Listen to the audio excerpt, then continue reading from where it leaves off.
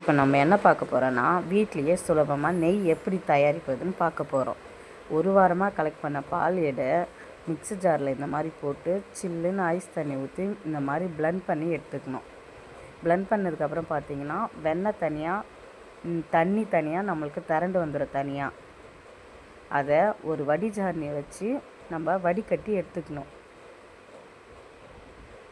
அதை ஒரு பாத்திரத்தில் சில்லுன்னு ஐஸ் தண்ணி ஊற்றி 2 டைம் 3 டைம் வாஷ் பண்ணி எடுத்துக்கணும்.